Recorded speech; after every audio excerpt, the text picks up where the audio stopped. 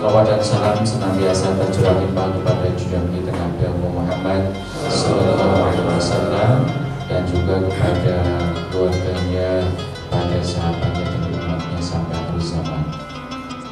Ibu bapak yang kami hormati, mari kita awali bacaan subuh ini dengan berdoa bersama-sama. A'udzu billahi minasyaitonir rajim. Bismillahirrahmanirrahim. Asyhadu an la ilaha illallah wa asyhadu anna Muhammadar Rasulullah. Raditu billahi rabban min syururi anfusina wa min sayyiati a'malina. Man yahdihillahu fala mudilla lahu wa man yudlil fala hadiya lahu. Asyhadu an la ilaha illallah wahdahu la syarika lahu wa asyhadu anna Muhammadan 'abduhu wa rasuluhu alladzi la nabiyya ba'dahu. Allahumma shalli wa sallim wa zid wa barik wa an'im 'ala nabiyyina Mustafa Muhammad sallallahu alaihi wasallam wa 'ala alihi wa sahbihi wa man sara 'ala nahjihi ila yaumil qiyamah. Allahumma fa'alna bima 'allamtana wa 'allimna ma yanfa'una wa zidna 'ilman tanfa'una. Allahumma faqihna fid din wa 'allimna at-ta'wil waj'alna minal ladzina yastami'una al-qawla fayattabi'una ahsana.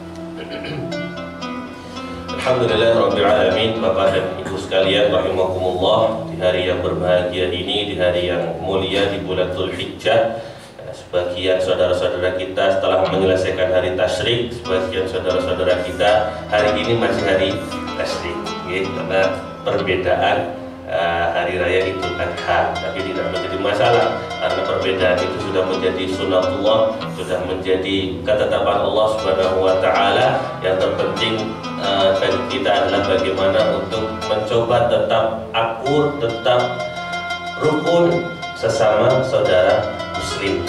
Karena kenikmatan kita bisa akur, bisa rukun, bisa guyup sesama muslim itu adalah kenikmatan yang sungguh sangat luar biasa. Apalagi kemudian ketika kita diberi kenikmatan untuk beribadah, kenikmatan untuk menjalankan ketaatan, artinya Allah Subhanahu wa Ta'ala itu masih memberikan kita kesempatan untuk melakukan perintah-perintah Allah Subhanahu wa Ta'ala yang mungkin banyak orang di luar sana selain kita tidak punya kesempatan untuk itu. Alhamdulillah kita bisa melaksanakan kurban, alhamdulillah kita bisa melaksanakan ibadah-ibadah yang lain yang mungkin banyak orang yang kesulitan untuk melakukan itu. Contohnya siapa? Contohnya orang-orang yang ada di daerah-daerah konflik. Contohnya orang-orang yang ada di daerah-daerah konflik, ya, bagaimana kemudian mereka tidak bebas untuk melakukan ibadah-ibadah sebagaimana kita yang ada di sini. Salawat serta salam semoga selalu tercurahkan kepada Rasulullah Muhammad Sallallahu Alaihi Wasallam, akhirul anbiya wa la nabiyya ba'dah, ya, nabi terakhir, rasul terakhir, yang tidak ada nabi lagi, tidak ada rasul lagi setelah Nabi Muhammad Sallallahu Alaihi Wasallam. Dan itulah keyakinan kita sebagai ahlus sunnah wal jamaah. Ya, kita sebagai ahlus sunnah wal jamaah itu meyakini, mengimani setelah Nabi Muhammad tidak akan ada nabi lagi, tidak akan ada rasul lagi setelah diutusnya Nabi Muhammad Sallallahu Alaihi Wasallam. Maka bisa dipastikan ketika ada orang yang mengaku sebagai nabi atau ketika ada orang yang mengaku sebagai rasul sementara Nabi Muhammad sudah diutus, bisa dipastikan dia adalah nabi atau rasul palsu. Kecuali nanti menjelang hari kiamat, menjelang hari kiamat akan turun Nabi Isa alaihi salam, tapi bukan untuk membawa risalah baru. Nabi Isa turun bukan untuk membawa risalah baru. Nabi Isa turun ini satu sebagai tanda hari kiamat. Yang kedua, memang diutus oleh Allah Subhanahu wa Ta'ala untuk mengalahkan Dajjal. Dan yang ketiga, untuk membenarkan risalah Nabi Muhammad Sallallahu Alaihi Wasallam. Dalam riwayat seperti itu. Maka kita mengimani bahwa Nabi kita Muhammad Sallallahu Alaihi Wasallam adalah Nabi dan Rasul terakhir. Tidak akan ada Nabi dan Rasul lagi setelah Nabi Muhammad Sallallahu Alaihi Wasallam. Baik, Bapak dan Ibu sekalian rahimakumullah, hari ini kita akan membahas seputar Al-Quran. Judulnya di sini Al-Quran sebagai sumber kejayaan. Kalau kita berbicara tentang kejayaan itu maksudnya apa, Pak? Ya banyak hal. Kejayaan bisa bermakna kegembiraan, kebahagiaan, bisa bermakna kesuksesan, ya, bisa bermakna keberhasilan dan lain sebagainya. Di mana? Di dunia dan juga akhirat. Karena sini sudah tercatat dalam sejarah. Al-Quran menjadi sumber kejayaan, Al-Quran menjadi sumber kebahagiaan, Al-Quran menjadi sumber kesuksesan, sudah tercatat dalam sejarah. Dan sejarah yang paling bisa kita pelajari dan bisa kita teliti adalah bagaimana sejarah orang-orang kafir, orang-orang Quraisy, orang-orang Arab sebelum datangnya Nabi Muhammad SAW. Bangsa Arab sebelum Nabi Muhammad SAW diutus ini termasuk bangsa yang terbelakang. Terbelakang bukan berarti mundur, ya. Terbelakang di sini artinya tertinggal. Di mana pada waktu itu di masa Nabi Muhammad SAW, baik beliau sebelum diutus ataupun setelah diutus, ada dua negeri adidaya. Ada dua negeri adidaya yang memang kekuatannya saling mempengaruhi. Yang satu adalah Romawi, dari kerajaan Romawi, dan yang satu adalah dari kerajaan Persia. Dua-duanya ini saling bersaing, ya, saling memperebutkan pengaruh dan saling berperang. Terkadang orang-orang Persia menang, terkadang orang-orang Romawi menang. Sehingga kekuasaan dunia pada waktu itu terbagi menjadi dua kekuatan besar, yaitu ada orang Persia dan orang Romawi. Nah, di mana bangsa Arab belum terlihat pada waktu itu, karena bangsa Arab sibuk dengan urusan sendiri. Walaupun mungkin disebutkan bahwa orang-orang Quraisy berdagang, iya, tapi yang mereka dagangkan ini rata-rata adalah bahan mentah. Misalkan mereka punya gembalaan berupa domba, maka yang mereka jual adalah bulunya, bukan hasil jadinya. Hanya menjual bulunya, dijual, mereka berjual sampai ke negeri Syam, berjual sampai ke Yaman, hanya berjualan bahan mentahnya saja. Dan itu tidak semua, hanya sebagian dari orang-orang Quraisy yang berdagang. Nah, dari segi sosial kemasyarakatan, orang-orang Arab atau orang-orang Quraisy sebelum Nabi Muhammad SAW diutus ini adalah orang-orang yang gemar sekali bertikai.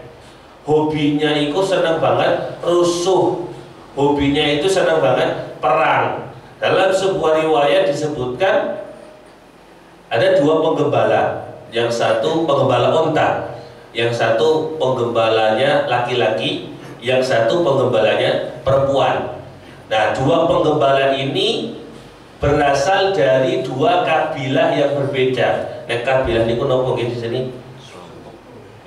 Kabilah itu lebih besar dari suku, karena dari kabilah itu ada beberapa suku yang tetap dari satu keturunan. Ya, mungkin berbeda desa, mungkinlah gampangannya. Nah, dari dua kabilah ini sama-sama menggembala onta, tapi kemudian ketika keduanya sedang berjalan di sebuah jalan, salah satu unta dari kabilah yang perempuan, karena yang satu penggembalanya tadi perempuan, yang satu laki-laki, itu memotong jalur, caranya memotong jalur dari gembalanya yang laki-laki. Akhirnya karena kesal, ini ontane siapa motong dalan, ontane nyong. Bahasa kita seperti itu. Akhirnya ontanya dipukul sama laki-laki tadi, sama penggembala laki-laki tadi, dipukul bagian belakangnya, kemudian onta itu kembali. Setelah sampai di kandangnya, onta itu sakit. Ya, onta yang dipukul sama penggembala tadi sakit. Setelah sakit apa? Ternyata onta itu kemudian mati. Apa yang terjadi setelah itu?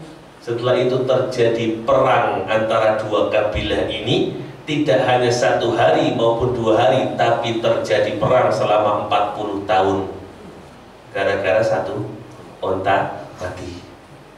Atau yang terkenal kita melihat suku Aus dan suku Khazraj yang ada di Madinah. Sebelum Nabi Muhammad SAW diutus, kedua suku ini saling bertikai. belasan tahun lamanya tidak akur-akur, tidak akur-akur. Atau dari sisi lain, misalkan dari sosial kemasyarakatan, banyak sekali dari orang-orang Arab, sebagian dari mereka ketika mendapatkan anak perempuan, dhalla wajhuhu muswaddan wa huwa kadhim.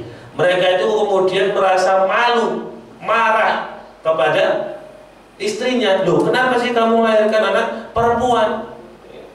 Akhirnya karena saking malunya mereka mendapatkan anak perempuan, sebagian mereka membunuh anak perempuan itu. Ada dua caranya.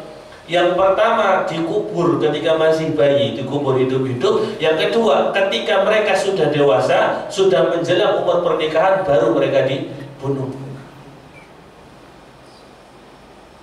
Sebabnya apa? Karena itu ada sebabnya. Ternyata di dalam kitab surah dijelaskan, ternyata dahulu ada dua kabilah yang berperang. Dua kabilah berperang, otomatis yang satu menang, yang satu kalah. Nah, dari kabilah yang kalah ini, dari kabilah yang menang ini kemudian menawan. Menawan itu bukan menawan mempesona gitu, nopo. Mengambil tawanan, gitu. Jadi dari kabilah yang kalah ini diambillah tawanan oleh kabilah yang menang. Salah satu yang ditawan ini adalah putri dari kepala kabilah yang kalah. Salah satunya adalah putri dari kabilah yang kalah. Sesampainya di kabilah yang menang, tawanan ini kan kemudian dijadikan budak, dibagi-bagi dijadikan budak. Nah, ternyata karena kecantikan dari putri dari kepala kabilah yang kalah ini, putri ini kemudian diambil sebagai istri, diperistri oleh siapa? Oleh anak kabilah yang menang, putranya kabilah yang menang. Sampai kemudian suatu hari bapaknya ini karena mungkin sudah punya uang banyak, sudah apa namanya, memiliki harta untuk menebus anaknya, karena kalau tawanan pengen dibebaskan maka harus ditebus dengan harta. Nah, bapaknya kemudian menuju ke kabilah yang menang, niatnya ingin menebus anaknya yang ditawan, tapi ternyata anaknya tidak mau pulang karena sudah menikah dengan tadi putra dari apa namanya, kepala kabilah atau ketua suku dari kabilah yang menang. Akhirnya bapak ini pulang dengan marah, kemudian berjanji, kalau istri saya melahirkan anak perempuan lagi maka saya akan bunuh. Kenapa? Karena dia merasa malu, harga dirinya terinjak-injak ketika dia mau mengambil anak putrinya di kabilah musuhnya, tapi ternyata anak putrinya memilih kabilah musuhnya daripada memilih bapaknya. Nah, dari itu kemudian turun-temurun seperti itu, bahwa anak perempuan ini adalah anak yang memalukan dan lain sebagainya. Tapi itu semua berubah. Nah, ini tulisan-tulisannya mawon ya. Mereka adalah bangsa yang terbelakang dari berbagai aspek, sosial, politik, ilmu pengetahuan, keagamaan, dan perekonomian. Sosial tadi sudah saya sebutkan, contohnya tadi sosial kemasyarakatan. Dari sisi politik, mereka tidak dianggap kekuatan yang besar. Ya, kekuatan yang besar pada waktu itu mana? Persia dan juga Romawi tidak dianggap sama sekali. Bahkan kalau ada orang-orang Arab yang hidup di kerajaan Romawi, ada yang hidup di daerah kekuasaan Romawi, ya mereka hanya jadi kacung lah bahasanya. Ya. Secara ilmu pengetahuan tidak, karena sebagian besar orang-orang Arab ini adalah orang-orang yang ummi, tidak mengenal tulisan dan tidak mengenal bacaan. Hanya sebagian kecil saja dari mereka yang mengenal tulisan dan mengenal apa namanya bacaan. Kemudian dari sisi keagamaan seperti apa? Mereka menganut agama apa, Pak? Orang-orang Quraisy sebelum Nabi Muhammad diutus, apa yang dipercaya oleh mereka? Menyembah berhala, ya, menyembah berhala. Bahkan Masya Allah gitu, kalau apa namanya, mereka punya berhala satu, tiba-tiba di pasar, jadi di pasar itu ada yang jualan patung. Ya. Kalau ada yang lebih bagus ya dari patung yang dia punya, maka patung yang dia punya dibuang, dia beli yang lebih bagus. Bahkan saking bodohnya ada pengakuan seorang sahabat, dia membuat berhala dari roti. Ketika dia lapar, maka berhalanya dia makan. Tuhannya berarti dia makan, Masya Allah. Nanti kan dari sisi keagamaan memang sangat terbelakang. Dari segi perekonomian saya tadi sebutkan, kebanyakan mereka adalah bertani, bukan berarti bertani lingkung mundur, tapi mereka itu ketika melakukan perdagangan yang mereka jualkan adalah bahan-bahan mentah yang harganya tentu tidak semahal barang-barang yang sudah jadi. Ini tadi cerita yang saya sebutkan. Nah, ini ada cerita lagi bagaimana pernikahan orang-orang jahiliyah zaman dulu, orang-orang Quraisy sebelum Nabi Muhammad diutus. Yang pertama ada yang namanya yang pertama pernikahan mereka sebagaimana pernikahan orang sekarang, sama orang melamar kemudian menikah dan seterusnya. Yang kedua ada yang namanya nikah istibdha. Nikah istibdha itu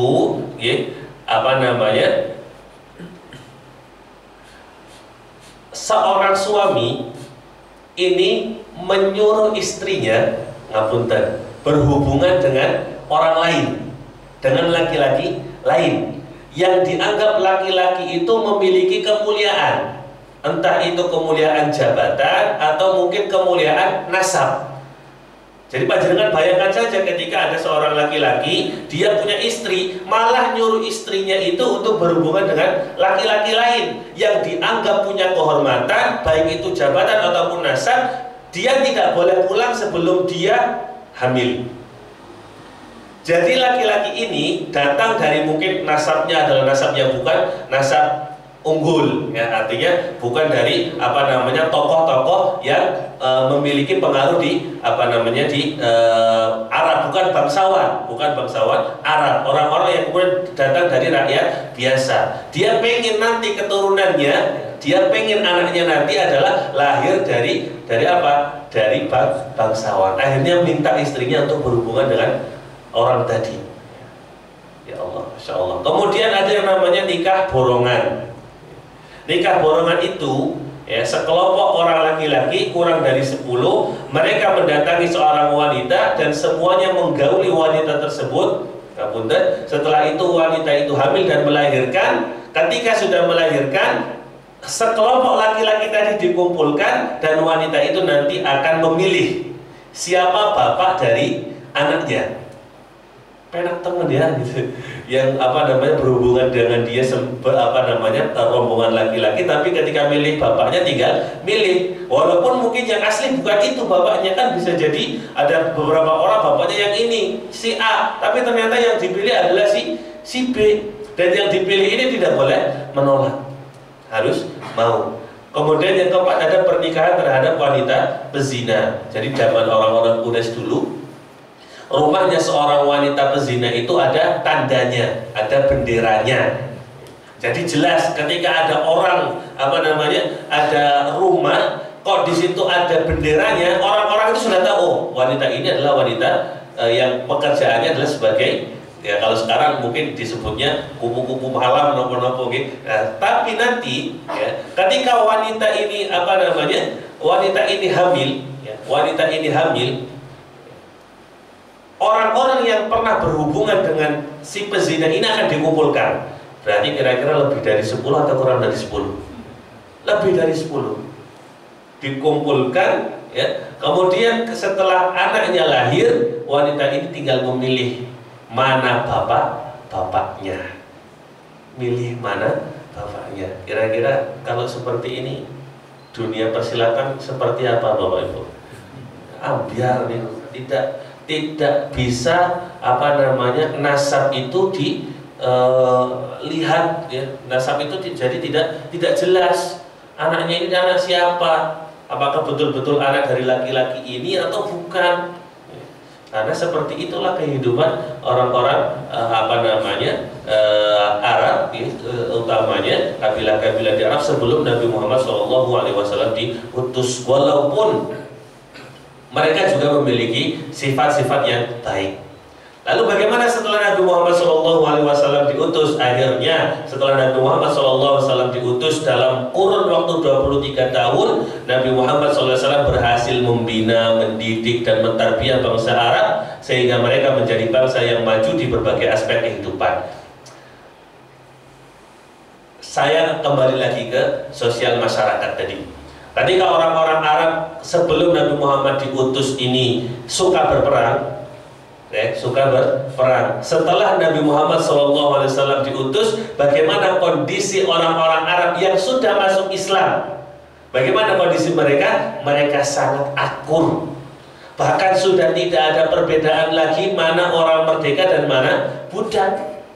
Bilal bin Rabah yang tadinya adalah budak dari Ethiopia, yang mungkin ketika masa dia menjadi budak sangat dihinakan, diperintah ini dan itu, setelah menjadi sahabat Rasulullah SAW, Bilal ini termasuk sahabat yang mulia, yang didengarkan kata-katanya, padahal dia budak.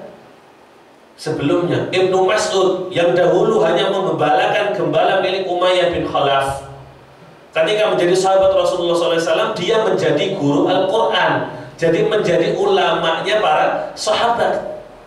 Dan Rasulullah SAW berhasil mempersaudarakan suku Aus dan suku Khazraj yang sudah belasan tahun bertikai, padahal mereka masih dalam satu wilayah di Madinah. Bahkan tidak hanya itu, Nabi Muhammad berhasil mempersaudarakan orang-orang Ansor, yaitu orang-orang yang ada di Madinah, dengan orang-orang Muhajirin, orang-orang yang berhijrah, baik itu dari Mekah ataupun di luar Mekah ke Madinah. Bahkan persaudaraan ini sudah melebihi persaudaraan yang satu darah. Contohnya dalam sebuah riwayat, Abdurrahman bin Auf, yang terkenal ceritanya, Abdurrahman bin Auf ini dipersaudarakan oleh Rasulullah Muhammad SAW dengan salah satu orang Ansor. Orang Ansor ini orang Madinah. Nah, ketika Abdurrahman bin Auf ini dipersaudarakan dengan salah satu orang Ansor ini, orang Ansor kemudian berkata kepada Abdurrahman bin Auf, "Wahai Abdurrahman, saya punya 2 kebun kurma. 2 kebun saya ini sama-sama produktif. Sama-sama produktif, artinya hasil panennya menjanjikan. Sebutlah yang satu kebun A, yang satu kebun B. Silahkan Abdurrahman, kamu pilih kebun mana yang paling kamu sukai dari kebun saya, mau kebun A atau kebun kebun B. Maka kalau kamu sudah pilih, saya akan berikan itu untuk kamu. Kon milih." Abdurrahman bin Auf ketika hijrah ke Madinah memang tidak bawa apa-apa, hanya membawa badan dan kemudian hanya beberapa perbekalan saja. Tiba di Madinah, dia dipersilakan untuk memilih kebun investasi ini, Pak. Memilih kebun kurma yang produktif. Kemudian tidak hanya itu penawarannya. Penawarnya tidak sampai di situ. Dikatakan lagi, "Hai Abdurrahman, saya juga punya 2 istri. Saya juga punya 2 istri. Silahkan kamu pilih dari istri saya ini, dari 2 istri saya ini, mana yang paling cantik menurut kamu. Kalau kamu sudah pilih, maka istri itu akan saya ceraikan, silahkan kamu nikahi." Tidak hanya itu, Abdurrahman, saya juga punya 2 bagian rumah. Ya mungkin rumahnya bawah dan atas atau mungkin sampingan, wallahu a'lam. Silakan kamu pilih di mana kamu akan tinggal di bagian rumah saya. Kalau sudah, nanti silakan kamu tinggal di situ bersama dengan mantan istri saya yang sudah saya ceraikan. Masya Allah, kalau kita seperti itu kira-kira gimana, Pak? Kita dalam kondisi kekurangan, betul-betul kekurangan karena berhijrah dari tempat kita. Misalkan dari Banjar kita hijrah ke Wonosobo misalkan, yang kurang jauh ya. Kita hijrah ke Jakarta misalkan. Di Banjar karena di sini kita tidak mendapatkan kesejahteraan karena mungkin kita di sini banyak dizalimi dan lain sebagainya. Kita hijrah tapi kita hanya membawa perbekalan 1 tas tok, paling isine kelambi ganti karo duit seanane.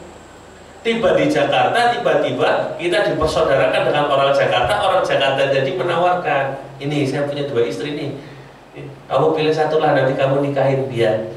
Saya juga punya 2 lahan kebun." Oh, kita seperti itu dalam kondisi kita kekurangan, dalam kondisi kita memang butuh untuk itu, ya Masya Allah kita akan bersyukur, alhamdulillah hijrah ke Jakarta malah jadi wong sugih, oleh kebun, oleh omah, oleh bojo.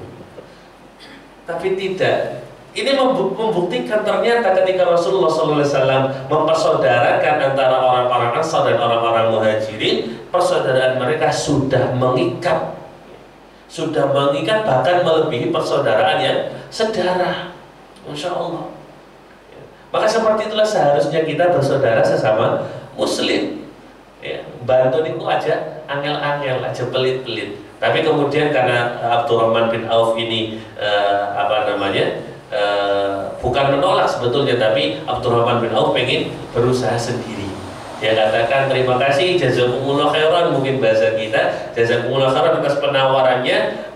Saya tidak akan ambil itu, cukup dullani, ya, cukup tunjukkan kepadaku di mana letak pasar.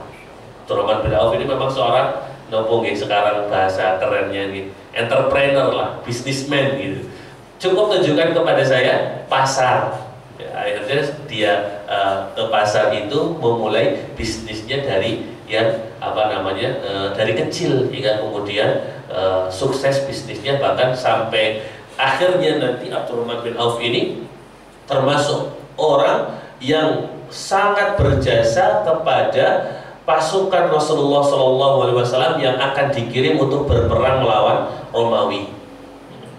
Orang-orang Roma. Padahal pada waktu itu pasukan Nabi Muhammad SAW ini mengalami banyak kekurangan, ya, mendapatkan banyak kekurangan, baik itu dari perbekalan makanan ataupun dari hewan tunggangan yang akan dibawa menuju menuju jihad fisabilillah, berperang melawan orang-orang Romawi. Tapi kemudian Abdurrahman bin Auf kemudian termasuk penyumbang yang paling banyak, termasuk penyumbang yang paling banyak di antara sahabat-sahabat yang lain. Beliau menyumbangkan beberapa ratus ekor kuda dan beberapa puluh onta, dan kurang lebih yang beliau berikan kepada Nabi Muhammad adalah sekitar 1000 sekian dinar. 1000 sekian dinar untuk membekali pasukan Nabi Muhammad SAW melawan orang-orang Romawi. 1000 sekian dinar dikalikan itu sudah sangat banyak sekali. 1 dinar sekarang itu sudah 3.500.000-an. 1 dinar 3.500.000 naik 1.000 dinar gitu. Monggo panjenengan itu ya 1.000 dinar. Masya Allah. Nah, itu dari sisi sosial. Kemudian dari sisi ilmu pengetahuan seperti apa? Maju. Dari sisi ilmu pengetahuan, Nabi Muhammad SAW memberikan kepada para sahabat untuk belajar baca tulis. Bahkan orang-orang yang menjadi tawanan kaum muslimin, kalau mereka tidak punya harta untuk menebus, keluarganya tidak punya harta untuk menebus agar mereka terbebas dari tawanan orang-orang muslimin, kaum muslimin, mereka cukup mengajari 10 orang. Cukup mengajari 10 orang dari orang-orang muslim untuk belajar baca tulis. Dalam satu riwayat disebutkan seperti itu. Bahkan kemudian Rasulullah SAW memberikan kesempatan kepada para sahabat untuk mengembangkan keilmuannya. Ada seorang sahabat, saya lupa namanya, diminta sama Rasulullah SAW untuk mempelajari bahasanya orang-orang Yahudi. Karena sering sekali orang-orang Yahudi ini membicarakan Nabi Muhammad SAW, caranya ngomong ini, gelendengi, ngerasani orang-orang Yahudi, sering sekali ngerasani Nabi Muhammad. Akhirnya dengan bahasa mereka, dengan bahasa yang mereka pahami, bukan bahasa Arab. Orang-orang Yahudi itu berbicara bukan dengan bahasa Arab. Mereka sering sekali mengatakan atau membicarakan Nabi Muhammad dengan bahasa mereka, yang ini menjadikan Nabi Muhammad tidak paham dengan bahasa mereka. Akhirnya meminta salah seorang sahabat untuk mempelajari bahasa orang-orang Yahudi, dan tidak butuh waktu yang lama, hanya sekitar 2 pekan saja. 2 pekan berhasil menguasai bahasa orang-orang Yahudi. 2 pekan. Kita belajar sinau bahasa Inggris kawit SD, SMP, SMA, akan kuliah bahasa Inggris ini, kalau ngomong bahasa Inggris be angel. Panjenengan sinau bahasa Inggris betul Pak? Saya kira sakit mendekati bahasa Inggris. Padahal ini bisanya how are you today gitu. What is your name gitu, atau selainnya. Kalau kecuali yang memang betul-betul mendalami betul bahasa Inggris. Tapi ini seorang sahabat ini hanya cukup dengan waktu 2 pekan untuk menguasai bahasa orang-orang Yahudi. Kemudian dari sisi dari ilmu pengetahuan. Dari sisi politik, ya, dari sisi politik, Masya Allah, orang-orang Islam ya, setelah Nabi Muhammad SAW diutus ini menjadi kekuatan baru, ya, menjadi kekuatan baru yang juga menyaingi kekuatannya orang-orang Romawi dan orang-orang Persia, yang akhirnya nanti orang-orang Romawi dan orang-orang Persia juga ditaklukkan oleh kaum muslimin. Akhirnya Persia dikuasai oleh kekuasaan orang-orang Islam, Romawi juga sama. Persia itu mana sih? Persia itu ya daerah Irak, Iran, itu daerah kekuasaan Persia. Romawi mana? Romawi ya bisa diwakili dari negeri Syam. Negeri Syam itu mana? Negeri Syam itu Palestina, Lebanon, Yordania, satu lagi saya lupa. Palestina, Syria, Lebanon dan Yordania itu negeri Syam. Termasuk nanti Turki. Turki itu masuk juga kerajaan Romawi. Nah, rasanya jadi perbedaannya Romawi Timur dan Romawi Barat, dan semuanya itu akhirnya nanti dikuasai oleh orang-orang Islam. Dan ketika sudah dikuasai oleh kaum muslimin, mereka mendapatkan keadilan dan kesejahteraan walaupun agama mereka bukan agama Islam. Sementara ketika mereka masih dikuasai oleh orang-orang Persia dan orang-orang Romawi, mereka itu rakyatnya, terutama rakyatnya itu terzalimi. Karena apa? Karena mereka itu orang-orang Persia apalagi menganggap bahwa rajanya ini adalah titisan Tuhan. Sehingga titah raja itu adalah titah Tuhan menurut mereka. Yang tidak patuh ya sudah, akan dihukum, akan disisa dan lain sebagainya. Orang-orang Romawi juga sama. Kalau orang-orang Romawi ini korup, ya, kekuasaan ini sangat korup. Ya, rakyat kecil itu dibebankan dengan pajak yang sangat tinggi. Bukan untuk kesejahteraan, pajaknya itu untuk memperkaya orang-orang kerajaan, Romawi.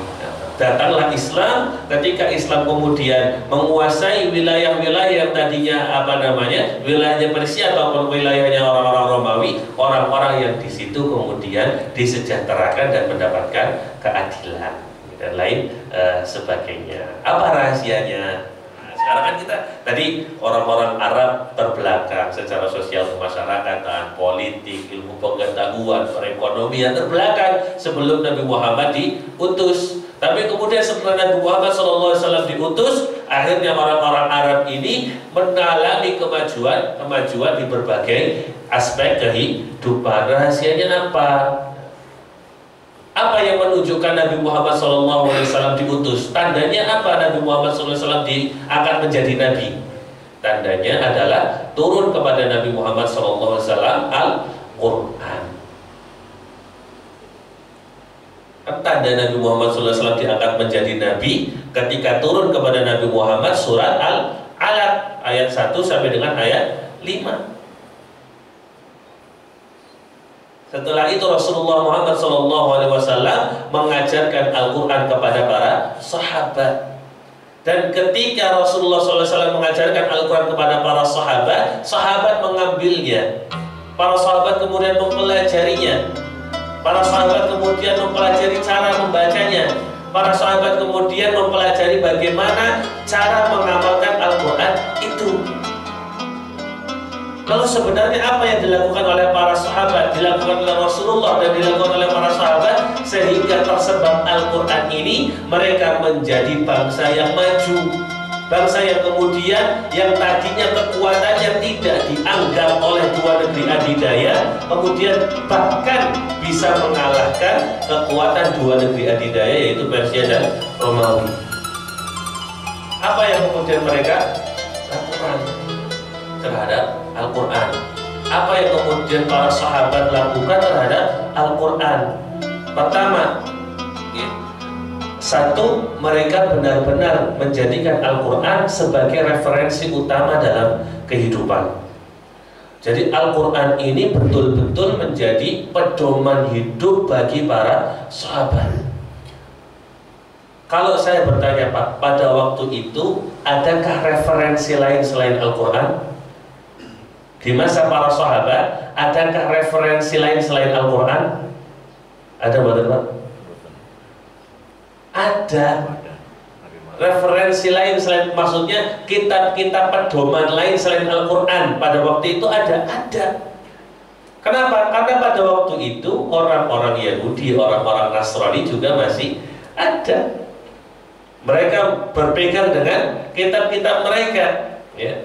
Walaupun dalam Al-Quran dikabarkan kitab-kitab mereka ini sudah banyak dirubah, keasliannya, ya. Sudah banyak dirubah keasliannya, ya. Atau pertanyaannya saya ganti, apakah di zaman mereka itu pemikiran apakah hanya dari Al-Quran, ya, atau ada pemikiran-pemikiran lain atau pemahaman-pemahaman lain selain Al-Quran? Ada betul? Ada, ya. Misalnya pemahaman atau pemikiran-pemikiran para filosofi dari Yunani, filosofi dari Romawi, para filsafat, ya, pemikiran-pemikiran itu ada, ya. Tapi kemudian Rasulullah SAW yang memberikan arahan kepada para sahabat, sudah, pedoman kalian itu Quran. Sampai-sampai suatu saat Rasulullah Muhammad SAW menemukan Umar bin Khattab sedang membuka-buka lembaran Taurat. Umar bin Khattab sedang membuka-buka lembaran Taurat. Ditanya sama Rasulullah, Umar, kamu ngapain buka? Ini dengan bahasa kita, ya, kita bahasakan dengan bahasa kita. Umar, kamu ngapain buka-buka Taurat? Ya Rasulullah, saya cuma pengen tahu isinya. Saya pengen tahu isinya saja. Tidak usah lah, cukup dengan Al-Quran saja. Sampai Rasulullah mengatakan, kalau Musa ini kan yang mendapatkan Taurat. Kalau Musa sekarang masih hidup, pasti Musa itu akan mengikuti apa yang aku bawa. Artinya Musa meninggalkan Tauratnya kemudian mengikuti Al-Quran. Kata Nabi Muhammad seperti itu. Maka di awal-awal turun wahyu pun Nabi Muhammad melarang para sahabat untuk menulis dari Nabi Muhammad selain Al-Quran. La taktubu anni ghairal Qur'an, wa man yaktubu anni ghairal Qur'an falyamhu. Rasulullah mengatakan jangan tulis dari aku. Jadi ketika wahyu itu turun, Rasulullah kan memerintahkan kepada para sahabat untuk menulisnya. Maka Rasulullah mengatakan jangan tulis dariku selain Al-Quran di awal-awal wahyu turun. Barang siapa menulis dariku selain Al-Quran, maka untuk dihapus. Sampai kapan? Sampai Nabi Muhammad menganggap bahwa para sahabat sudah bisa membedakan mana Al-Quran dan mana hadis, barulah Nabi Muhammad membolehkan. Maka ini juga menjadi bantahan kepada orang-orang yang mengatakan bahwa Al-Quran ini adalah kalamnya Rasulullah. Sudah dengar Pak? Ada orang yang mengatakan bahwa Al-Quran ini adalah perkataannya Rasulullah. Bukan, Al-Quran itu kalamullah. Al-Quran itu perkataan Allah Subhanahu wa Ta'ala yang diwahyukan kepada Nabi Muhammad SAW. Itu keyakinan kita sebagai Ahlus Sunnah wal Jamaah, bahwa Al-Quran ini adalah kalamullah yang diturunkan kepada Nabi Muhammad SAW. Maka betul-betul mereka menjadikan Al-Quran sebagai pedoman hidup, sebagai referensi utama daripada referensi-referensi yang lain. Kemudian yang kedua, mereka berdiri di hadapan Al-Quran sebagaimana seorang prajurit berdiri di hadapan panglima. Kira-kira naik panglima berdiri di depan, prajuritnya wani pada melayu-melayu orang. Mesti kemudian posisinya posisi siap menunggu instruksi. Menunggu instruksi dari panglima, panglima memberikan instruksi apa, setelah itu pasti langsung dilaksanakan. Dan ini yang mereka lakukan. Contoh yang terkenal yang masyhur adalah ketika turun perintah tentang hijab. Perintah tentang hijab. Di dalam Al-Quran ada perintah ya ayuhan nabi, katakan kepada orang-orang muslimah, dari orang-orang mukminah, yudnina alaihinna min jalabibihinna. Katakan kepada orang-orang mukminah, untuk menutup bagian kepala mereka sampai dengan bagian dada. Artinya menutup kepala mereka agar rambutnya tidak kelihatan. Apa yang dilakukan oleh para sahabiah pada waktu itu? sekarang sih gampang ya, kon jilbaban dari tuku toko. Dulu tidak ada toko jilbab. Akhirnya para sahabiah ini berarti sahabat dari kalangan perempuan, niku mengambil apapun yang ada di rumahnya yang bisa dijadikan sebagai jilbab. Yang punya selimut yang nganggo selimut, sing anak korden yang nganggo korden, nopo malih. Ya, yang ada kain yang bisa untuk menitinya, ketika ada perintah itu dilakukan maka langsung dilakukan. Tidak menunggu saya jilbabi hati saya dulu, Ustaz. Sebelum saya jilbabi kepala saya, enggak. Mereka langsung dijilbabi kepala mereka. Kemudian yang ketiga, mereka membaca Al-Quran untuk mengamalkan isi di dalamnya. Jadi membaca Al-Quran tidak hanya menjadi rutinitas harian, tapi baca Al-Quran untuk dipahami, ya, dipahami isinya, kemudian diamalkan maknanya. Maka pantaslah kemudian seorang Ibnu Mas'ud mengatakan, dahulu kami menghafal 10 ayat Al-Quran dan tidak akan melanjutkan ke ayat setelahnya sampai mengetahui maknanya dan mengamalkan isinya. Jadi metode para sahabat itu hafal 10 ayat, pahami maknanya, amalkan, sudah teramalkan baru menghafal ke ayat yang 11. Maka Umar bin Khattab itu menyelesaikan surat Al-Baqarah dalam waktu kurang lebih 12 tahun. Hanya surat Al-Baqarah, menghafalnya, memahaminya, mengamalkannya. Anak-anak kita sekarang umur SD sudah hafal berapa juz, Pak? Sudah hafal 2 juz, 3 juz. Itu bagus, itu bagus. Itu bagus karena pendidikan kita akan sesuai dengan zamannya. Tapi jangan sampai dilupakan bagaimana nanti anak kita juga tidak hanya menghafalnya, melainkan juga bisa mengamalkan apa yang dia hafalkan. Allah Subhanahu wa taala, Rasulullah SAW bersabda, "Innallaha yarfa'u bihadzal kitabi aqwaman wa yadh'u bihi akharin." Allah Subhanahu wa taala dengan kitab ini Al-Qur'an akan mengangkat derajat suatu kaum dan akan merendahkan yang lain. Suatu hari Rasulullah Umar bin Khattab ketika menjadi seorang Amirul Mukminin, menjadi seorang khalifah, memanggil gubernur Mekah. Gubernur Mekah ini namanya Nafi. Nafi dipanggil oleh Umar bin Khattab untuk bertemu di suatu tempat di luar Mekah. Kemudian ketika bertemu, yang ditanyakan oleh Umar bin Khattab adalah mengatakan, wahai Nafi, siapa yang menjadi penggantimu di Mekah selama engkau pergi menemui aku? Ya, jadi ketika Nafi gubernur ini pergi dari Mekah, Nafi memerintahkan kepada orang lain untuk menjadi pejabat sementara. Bahasanya sekarang itu menjadi pejabat sementara karena Nafi sedang ada urusan keluar kota. Akhirnya Nafi menjawab ketika ditanya oleh Umar, Nafi, siapa yang menggantikan kamu? Nafi menjawab, yang menggantikan saya adalah Abdullah bin Abi Abza. Umar gak kenal ini siapa. Loh, siapa itu? Dia mantan budak. Ya, mantan budak ya berarti dahulunya orang rendahan bahasanya. Loh, kenapa mantan budak kamu pilih menjadi pengganti kamu sebagai pejabat sementara? Apa jawabannya Nafi?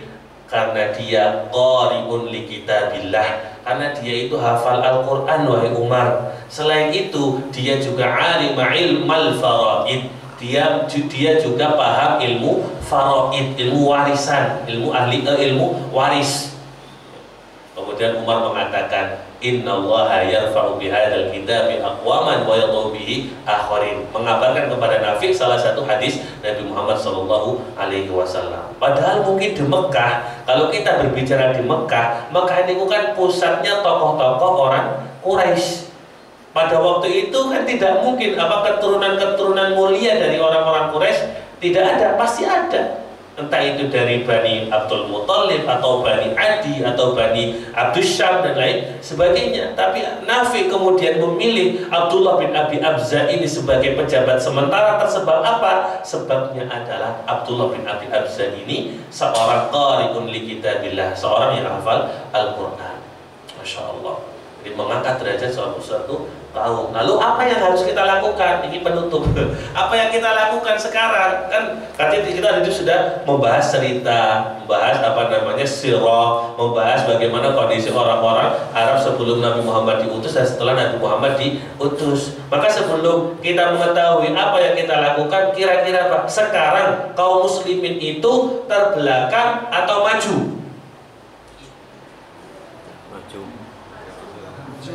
Ada yang bilang maju, ada yang bilang terbelakang dibandingkan dengan bangsa lain. Apakah kemudian negeri-negeri Islam sekarang punya pengaruh kuat di dunia internasional? Enggak punya Pak. Di zaman Nabi Muhammad, kaum muslimin itu punya pengaruh di dunia internasional. Jadi jangan dibayangkan bahwa Romawi sama Persia itu negeri kecil. Bukan, mereka itu negeri besar. Kalau boleh kita permisalkan sekarang, Romawi sama Persia itu bagaikan Amerika sama Rusia sekarang. Bagaikan Amerika sama Rusia sekarang. Dua negeri yang saling bersaing. Bersaing. Dulu Romawi sama Persia seperti itu. Nah, kemudian muncul kekuatan baru, yaitu kekuatan kaum muslimin. Nah, sekarang di mana kekuatan kaum muslimin? Wis nyaingi Amerika kalau Rusia apa urung? Belum. Ya. Belum. Memang dikatakan mungkin ini dan itu, tapi secara kebijakan internasional masih kalah. Nah, artinya kita masih jauh untuk kejayaan, ya. Masih jauh untuk itu, ya. Ketika kita jaya kan ketika kita bisa mempengaruhi, ya, kebijakan internasional yang ada. Masalah yang di negeri kita Indonesia aja yang sudah ramai orang kok. Nggak usah disebut karena direkam. Ya, terjadi di daerah mana? Indramayu gitu ya. Orang padahal sudah jelas sekali nih, ya. Apa yang harus kita lakukan? Nah, ini aku gambar nopo Pak. Ini Mbah sedang belajar Iqra. Apa yang harus kita lakukan sekarang terhadap Al-Quran? Jangan malu belajar Al-Quran seberapapun usia kita. Kalau ada di antara kita belum bisa baca Al-Quran, jangan malu untuk belajar dari Iqra lagi. Apakah belajar membaca Iqra itu aib? Aib bukan Pak? Bukan. Belajar alif fathah, a alif kasrah, i alif dhamma, u a i u, apakah itu aib? Bukan aib. Justru itu adalah kemuliaan. Kata Rasulullah apa? Khairukum man ta'allamal Qur'an wa 'allamah. Sebaik-baik kalian adalah siapa? Yang mau belajar Al-Qur'an. Belajar Al-Quran berarti belajar nopo? Belajar baca atau belajar mengamalkan? Dua-duanya, belajar dan mengamalkan. Lah kalau belum bisa membaca, ya belajar membaca. Kalau sudah bisa baca tapi belum bisa mengamalkan, ya belajar mengamalkan. Jadi jangan malu seberapapun usia kita untuk belajar Al-Quran. Berapapun usia kita, dulu zaman para sahabat, ya, masuk Islam itu kan banyak dari kalangan sahabat yang masuk Islamnya di usia tua. Ada yang masuk Islam di atas usia 40, ada yang masuk Islam di atas usia 50. Banyak yang para sahabat itu kemudian masuk Islamnya di usia tua, tapi mereka tetap belajar Al-Quran. Jadi jangan malu, bukan aib kok. Justru kita sedang meniti jalan kemuliaan. Kemudian level yang kedua, kalau sudah bisa baca Al-Quran, disiplin baca Al-Quran rutin setiap hari, sampai kepada level yang ditentukan oleh Rasulullah. Levelnya apa? Iqra'ul Qur'an fi syahrin, hatamkan Al-Quran dalam 1 bulan. Nanti kalau 1 bulan hatam, 1 hari berapa juz?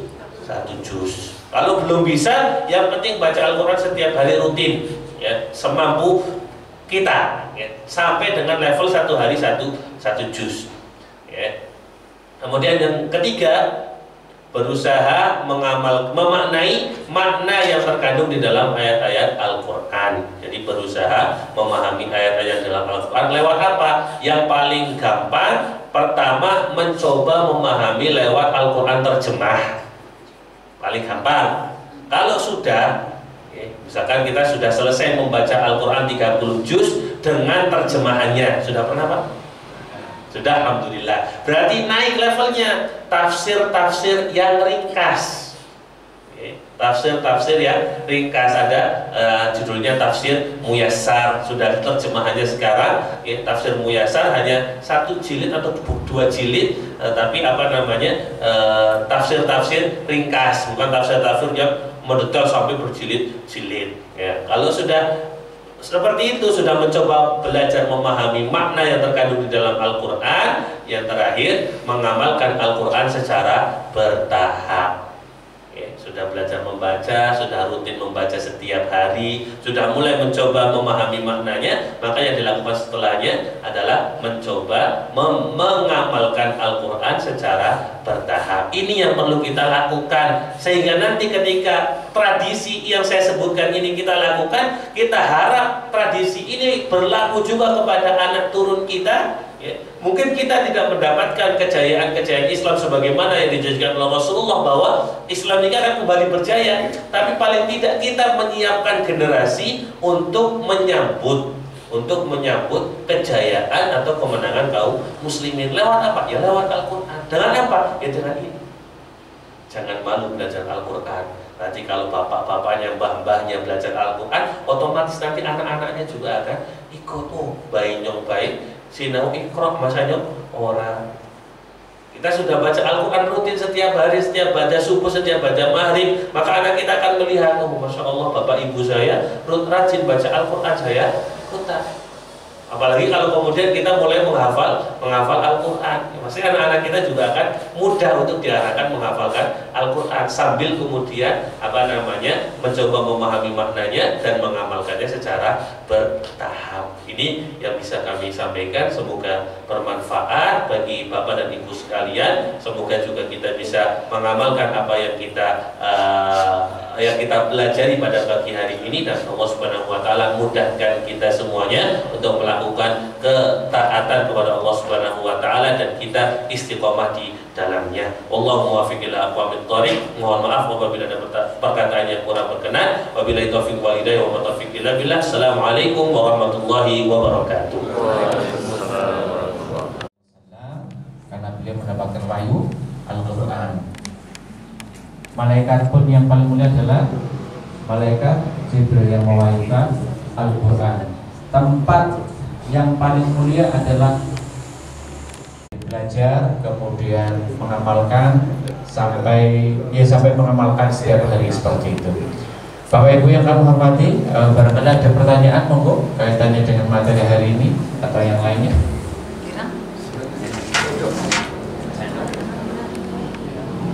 Betul? Oke, kalau